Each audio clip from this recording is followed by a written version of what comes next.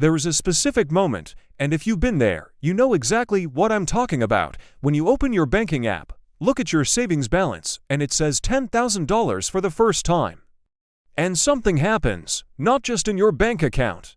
Something happens in your head. The way you think about money changes. The way you move through the world changes. The decisions you make change. The things you worry about change. Even the way other people's financial emergencies feel to you changes. $10,000 is not a huge number. Let's be honest about that. It won't buy you a house. It won't make you rich. In 2025, with the average American carrying over $6,000 in credit card debt and rent in most cities eating 30% to 40% of take-home pay, $10,000 in savings is something a lot of people genuinely struggle to reach. But here's what I want to tell you today, and this is the thing nobody really explains until after you've done it. Saving your first $10,000 is not primarily a financial event. It is a psychological event, and today, I'm going to walk you through exactly how everything changes the moment you get there.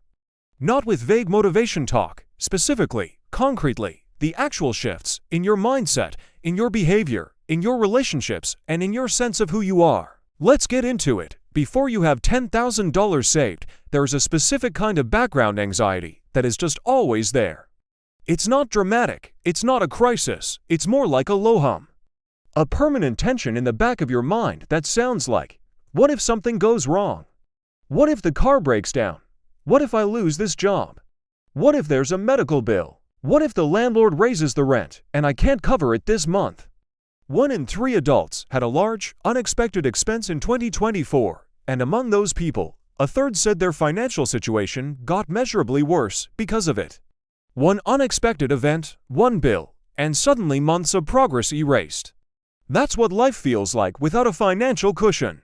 You are always one crisis away from chaos, and your nervous system knows it, even when your conscious mind is trying to pretend everything is fine. When you hit $10,000 in savings, and I know this sounds almost too simple, that hum gets quieter. Not silent, but quieter, because now you have an answer to the what-if questions. What if the car breaks down? I can handle it. What if I have an unexpected medical expense? I can handle it. What if I need to leave a bad job quickly?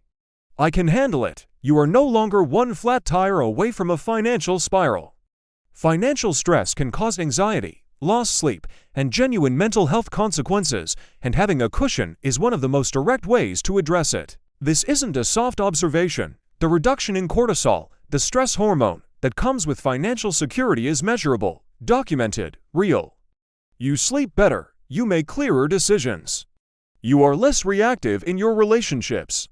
The $10,000 doesn't just sit in your bank account. It lives in your nervous system. Here is something counterintuitive that almost everyone who builds real savings discovers, usually with some surprise. Once you have $10,000 saved, you actually spend more intentionally and less impulsively. Before savings, spending is often emotional, unconscious. You buy things because you're stressed or bored or because you feel like you deserve a treat after a hard week.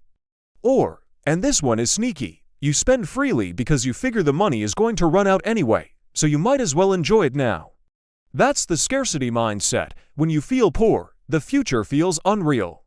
The $200 in your account is abstract. The shoes in the store window are right in front of you.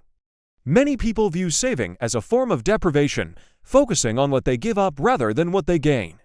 This scarcity mindset can make even having money feel like punishment. You stop being someone who wanted to save. You became a saver. That is worth more than the number in the account. Here is the practical change that $10,000 creates that doesn't get discussed enough. It gives you options. Specifically, it gives you the ability to say no. Before real savings, most financial decisions aren't really decisions, they're obligations. You take the job because you need the money, not because it's the right job. You stay in the apartment that's too small because you can't afford to move. You don't negotiate your salary hard because the thought of losing the offer is genuinely terrifying. You don't take the calculated risk, the freelance project, the business idea, the career pivot, because there's no net beneath you. $10,000 won't fund a full career transition. But it's enough runway to take one meaningful risk. Enough to leave a toxic job and have 3 to 4 months to find something better. Enough to put a deposit on a better apartment. Enough to say that salary isn't good enough and mean it. Financial advisors recommend 3 to 6 months of living expenses as a true emergency fund, but the psychological shift begins well before that.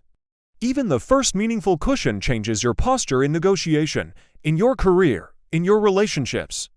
You stand differently when you don't need to accept whatever you're offered. That shift, from scarcity desperation to modest confidence, is worth 10 times what the money itself is worth because it changes the deals you make, the jobs you take, the partners you choose, the risks you're willing to absorb.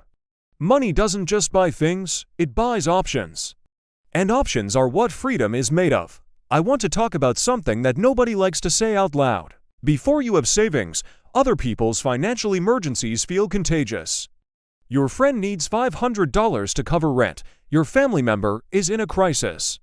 And you feel guilty and obligated and also secretly resentful because you can't really afford to help, but you also can't bring yourself to say no. So you either help and damage your own finances, or you don't help and feel terrible, or you lend money that both of you know is never coming back.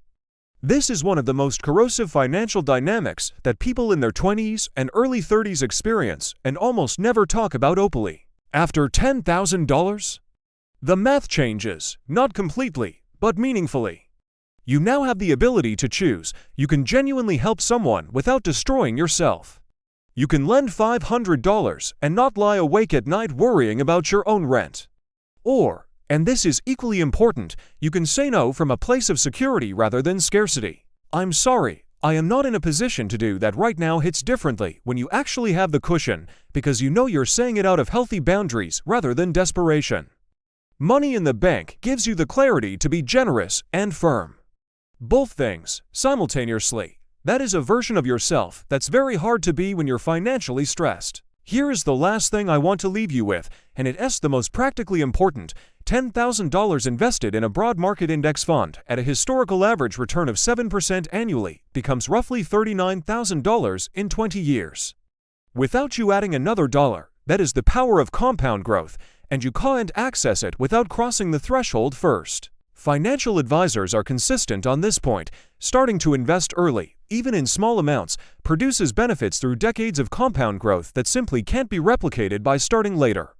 The $10,000 you save at 25 is worth dramatically more than the $10,000 you save at 35, not because of anything you did, but because of time. And here's the momentum piece. Once you hit $10,000, the next $10,000 is easier. Your habits are set. Your identity is established. Your fear of risk is lower, and your account is generating returns that help.